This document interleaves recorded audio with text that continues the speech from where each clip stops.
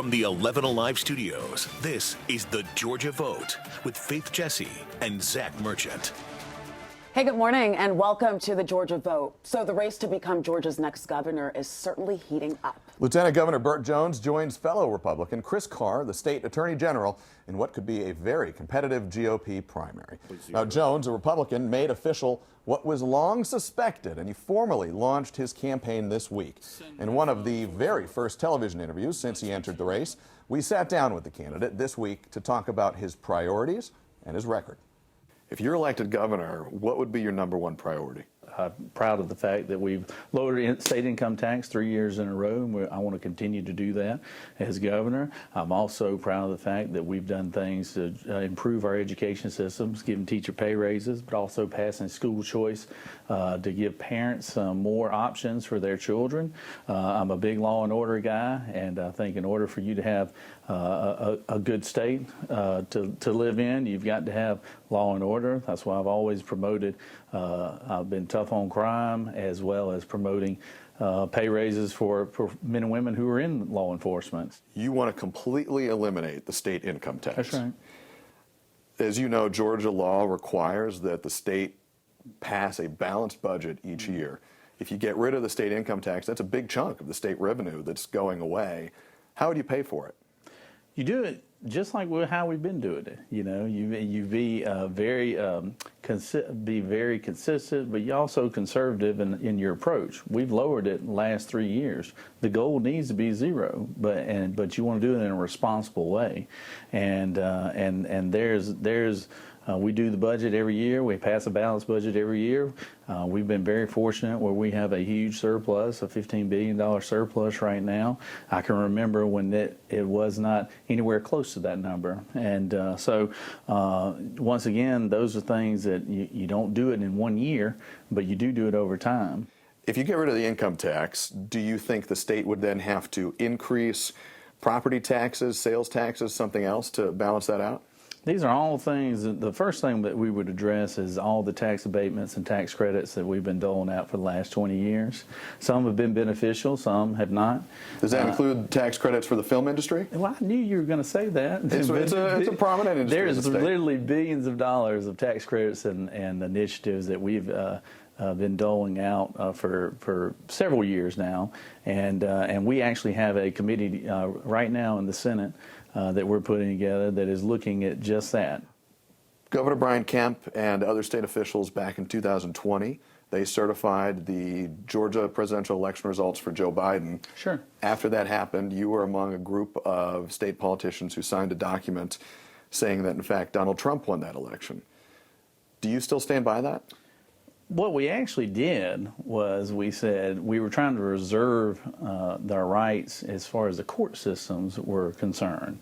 And we actually looked at previous presidential election in Kennedy versus Nixon, where something very similar happened during that election cycle, where the results in Hawaii were challenged. In order to reserve the right to be heard in court, you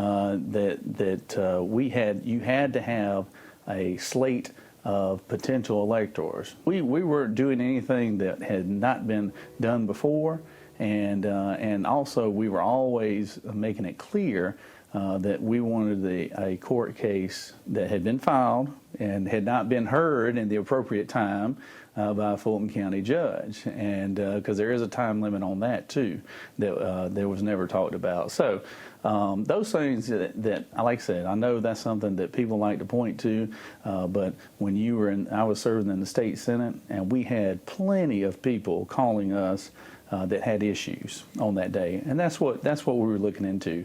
You were a state senator at the time. Right. You're running to be governor now. Mm-hmm. As you know, the governor in Georgia plays a really critical role in certifying the results of presidential elections here. If you were in Governor Kemp's shoes in 2020, would you have done as he did and certify the results for Joe Biden? I think what happened was as a constituent, you were concerned about what was happening with the people that said they were being turned away because they'd already voted and things of that nature. The Governor Kemp he was probably afforded more information than what I was, and given different information, it might have been the case. But at the end of the day, all we were doing was wanting the courts to review the claims that have been made, and once that time frame passed, there was nothing else you could do. So.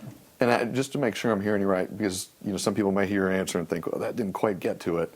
If you were in Governor Kemp's shoes in that moment, do you think you would have certified? There was no other choice but to do that at the time. There was no other choice to do that because, like I said, we were trying to reserve our rights in court, and the courts refused to hear it.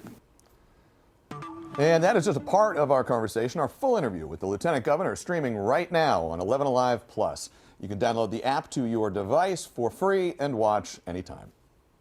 Well, President Donald Trump's signature piece of legislation, the One Big Beautiful Bill Act, is now law. Now, most Republicans, they are praising it for its tax cuts and spending on defense and immigration enforcement. But most Democrats, they are alarmed over cuts to programs like Medicaid and SNAP. So how will this new law impact Georgia? I spoke with the leaders of both state parties. In your opinion, what's the top benefit of this bill for people in Georgia? Well, I think tax relief has got to be number one. If the tax cuts that were passed during President Trump's first term were not extended, we were looking at the greatest tax increase in American history. And so there are a lot of great aspects of this bill, but that definitely is number one in terms of spurring economic development, growing our economy, is having competitive tax rates. So I think that's critically important. If you look at some of the other tax benefits, the elimination of tax on a significant amount of tip income, the elimination of tax on Social Security benefits, the elimination of tax on overtime, those are all really important benefits that are accruing, again, referencing a question you asked earlier, to the average American. And Georgians are going to feel that as we go through the next tax year. This bill not only takes Georgians off their own health care, it puts at risk, I mentioned before, I believe there's 30 rural hospitals in Georgia. 18 are already at risk of closure. This bill puts 4 of those 18 at extreme risk of closure. Those are in places like Sandersville, Ocilla, Blue Ridge, and Montezuma. This bill, on top of all of that, cuts veterans' benefits. There's hundreds of thousands of Georgians that rely on subsidies from Obamacare, the Affordable Care Act, to afford their health care. It cuts that. And for what? To give $1 million a year to every billionaire in the country? I mean, is this really what they think the priorities of the American people is? I mean, I think it's outrageous. A whole lot to talk about, so it is time now for our Politics Roundtable. Today we have Democratic strategist Howard Franklin. He's worked on campaigns throughout the Southeast, including the 2021 campaign for Atlanta Mayor Andre Dickens. He now leads consulting firm Ohio River South. Republican strategist Joshua Edmonds, vice president of the Stone Ridge Group. He was the executive director for Georgia Life Alliance from 2018 to 2022, where he authored the first draft of Georgia's heartbeat bill. And Shannon McCaffrey, who leads the Atlanta Journal-Constitution's team that covers the state capitol, a veteran political reporter. Welcome to panel. We're going to start with the big news of the week. The worst kept secret, I would say, in politics. Not even a secret anymore. Waiting to see if he was going to get in the race. Bert Jones officially in. Yeah. Howard, how much does this shake things up? I don't know that it shakes things up very much. I mean, I think, as you noted, everyone expected him to be in there. I think that the big surprise was how much he was willing to dig in his own pockets and make a $10 million loan to his campaign. But I would say that you can't really buy a leadership position with a loan. You can only buy that leadership position in politics when you spend that money. So for those of us who have these conversations, yeah, we're going to talk about it. Yes, he's got unlimited firepower, likely, but that money only matters when you start to deploy it. And Joshua, Lieutenant Governor Bert Jones, he's not the only candidate in this Republican primary. Right. Attorney General Chris Carr is also in. Other prominent Republicans could potentially jump in. We don't know. How does somebody like Bert Jones differentiate himself from the rest of that primary field? You know, he's got the benefit of actually being in a leadership position as lieutenant governor for, the past several years, where he can point back to the record that he's established in leadership already and say, this is the platform that I have set for myself as a foundation for leadership. This is what I'm prepared to continue doing as governor. I think that sets him apart from someone like Chris Carr, who, we think about the attorney general position. It's hard to conceptualize the everyday impact for families in Georgia that role has, whereas this legislative leadership role of lieutenant governor allows him to show a record that is going into effect every single year. And Shannon, I want to bring you in here quickly for the kind of journalist perspective. You've covered Georgia politics for a long time. You watched that interview. We talked with the lieutenant governor a little bit about his role in 2020 and the controversy following that election. Do you anticipate that will be a campaign issue in this race in 2026? I don't think it'll be much of an issue in the primary. I think it will obviously be an issue in the general, once you have a Democrat lining up against him. But I don't know that Chris Carr is going to want to alienate the Trump base by going there. So I think Bert Jones is probably going to have a tougher time with the media and with Democrats than he will with other Republicans on that issue. But I'm really glad you asked him the question, because it's always interesting to hear. He's obviously rehearsed a pretty solid answer, and I guess we're going to be hearing that a lot more. One thing that we want to touch on too is the money. $10 million, a big number, being, like you said, loan from Bert Jones. I want to ask you guys as strategists here, the $10 million, the $200,000 from Keisha Lance Bottoms, these loans, people look at the overall number, right? This is why they're trying to put up their campaign. But when it comes to the voters, do the voters care if it is a donation, large donations and sums from 5 people, or tons of different small donations, or is money just money? Yeah, I'm sure Josh has an opinion here as well. I would be willing to bet that most voters are not going to know about these degrees of detail.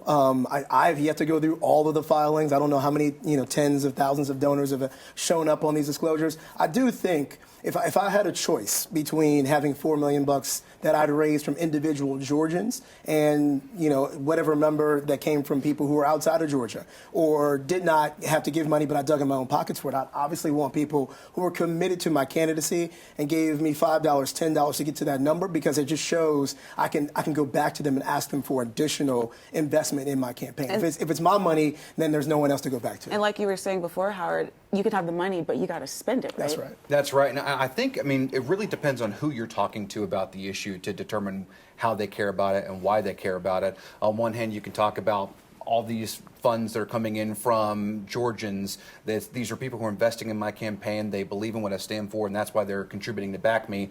On the other hand, there's also the message that, listen, I'm not beholden to any special interest, because this money is not being held over my head to determine how I'll govern, how I'll lead, how I'll vote. I'll be accountable only to you, the voters, and money is not going to sway me one way or the other. And that is something that we could see. Let's take a pause here. We'll see you all on the other side of the commercial. Since the state legislature passed the so-called heartbeat bill back in 2019, abortion access continues to be a central issue in Georgia politics. Last week, we heard from a supporter of the bill, Republican State Senator Ed Setzler. This week, Democratic State Senator Sally Harrell shares a different view. You opposed Georgia's heartbeat bill, the Life Act. Yes. Why do you oppose it? It was unimaginable to me what life would be like without women being able to make their own choices about when and how they start their families. The bill felt so wrong to me. I didn't even know then what would start happening if this bill went into effect, but I knew in my gut that it was wrong. The heartbeat bill makes most abortions in Georgia after about 6 weeks of pregnancy unlawful. Right, and 6 weeks is before most women know they're pregnant. Under the Roe v. Wade framework, broadly speaking, it protected access to abortion across America. But under Roe, there were still some restrictions that states were allowed to implement. No restrictions in the first trimester, some in the second trimester, and states had broad leeway to implement restrictions to access to abortion in the third trimester. Exactly, and so the author of Georgia's heartbeat bill has said that it's a balanced bill. I would say that the policy that came up through Roe versus Wade is balanced, because it takes each trimester and looks at them differently and has different amounts of regulation allowed under each trimester. That is balanced policy. Georgia's abortion ban is not balanced. So if I'm hearing you correctly, you'd like to see a return to the Roe v. Wade framework. Absolutely. Let me ask you this question, too, from the opposite perspective, because there are also people in Georgia and around the country who believe that life begins at conception. And they would argue that abortion should be unlawful in every case. What would you say to folks who raise that position? So for a law that is so focused on protecting life, I think what we have to begin having the discussion about is that the result of this law is actually resulting in unnecessary deaths. How so? We've seen situations where women have been denied care or their care has been delayed. Our full interview with Senator Harrell is streaming right now on 11 Alive Plus, which is free to download for your device. And you can see much more of our roundtable discussion on that topic of reproductive rights and how it will impact this next campaign and electoral cycle, streaming right now on 11 Alive Plus as well. But guys, we've got to turn to another important topic in Georgia politics and national politics.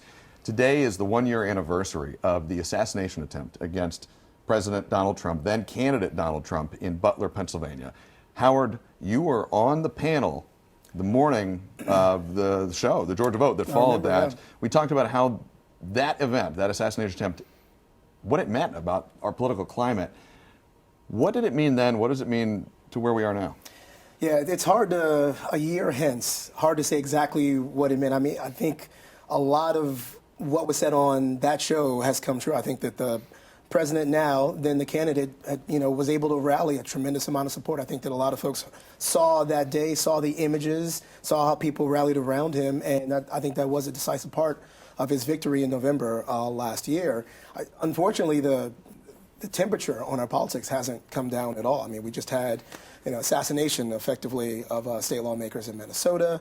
And it feels as if these sorts of acts of violence have kind of made their way into the mainstay of our politics at this point. And I don't know that that's a new normal. I don't know if that's a part of just kind of the boiling point we're in right now, but it feels like it's not going away anytime soon. And it's interesting, too, Shannon, I wonder, in your reporting, when that came out, when that happened, there was kind of a lot of blame. Hey, this is happening because of all the hate that Democrats are saying. Now, Democratic lawmakers recently, this is because of all the hate that Republicans are doing. In your reporting, though, are we seeing any type of effort to unify anywhere, or is it just getting worse and worse and worse? I have a hard time thinking of any effort to unify. I feel like it has become worse. I think as you mentioned, the most recent incident in Minnesota, was just shocking. And one of the things that I think is telling is that when you hear something like that, you immediately think, is the victim a Democrat or a Republican? So you can sort of figure out the motivation behind it, because that seems to play such a large role. I don't remember thinking about that in the past in the same way that I do now. Joshua, we've got about 30 seconds here. Do you agree? And if so, where do we go from here? I think events like this are a snapshot of the worst of us as a culture, as a country, and as a political infrastructure. There's got to be efforts to ramp down sort of this violent rhetoric. I think, though, what we've seen a lot is when these things do happen, it gives us more opportunity to find ways to come together. Something we all appreciate and all need. Guys, thank you very much, as always. And thank you for sticking with us. We'll be right back after this. The brother of an Israeli hostage held by Hamas joined Governor Brian Kemp at the Capitol this week to appeal for the hostage's freedom. That's right. We're talking about Eli David's 24-year-old brother has been a hostage for more than 640 days. Then I must not give up as well, and I have to fight even stronger than before. They have been held in dark and horrible dungeons for over 640 days.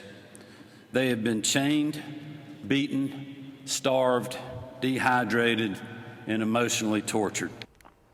Well, this spring, Eli also met with Senator Jon Ossoff, which prompted Ossoff to address the U.S. Senate chamber on behalf of his brother. Eli says the public pressure can only help his brother and the other living hostages held by Hamas.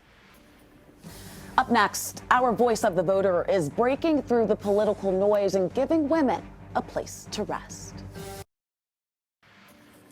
Well, this week, our Voice of the Voter takes us to Smyrna, where we met up with Jenna Burgess Singleton, the founder of the Rest Spot. It's a place she says gives women a chance to rest when the world will not.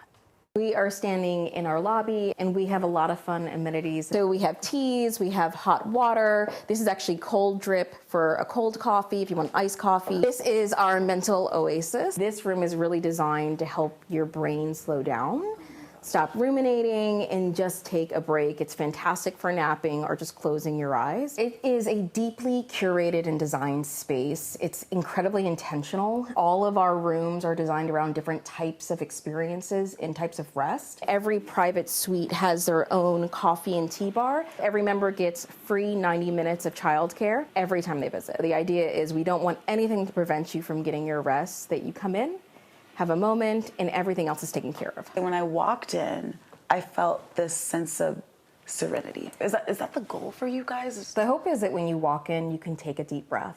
And that's typically what we find is people come in, they're like, huh, all right, I haven't actually stopped in so long, they don't even realize it. And then they just take a deep breath, and then they can be present. There's a lot going on in the world right now, especially when it comes to our elected officials, decisions being made. Do you think that right now is a time where women are seeking that peace, just a break from everything that's going on? It's a good question. You know, I think we talk a lot about the noise that's happening now, but I would argue that women have been experiencing this always. Our existing infrastructure, no matter where you are, especially in the States, is not made to support working women. It's not like we have the ability to have people who help us with our kids at our homes at a really, convenient low price. That's what we hope with the Rest Spot is we're actually starting to change literal infrastructure so that people can thrive. What would you say right now is your biggest concern? Health is my biggest concern.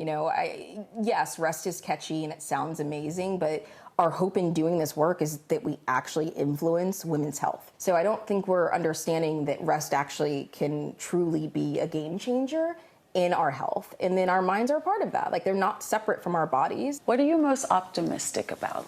Oh man, I'm really optimistic in our ability to solve for whatever we need as women. I am. I mean, we've already been doing it. Like, there's no data to support that, like, we're not going to figure it out.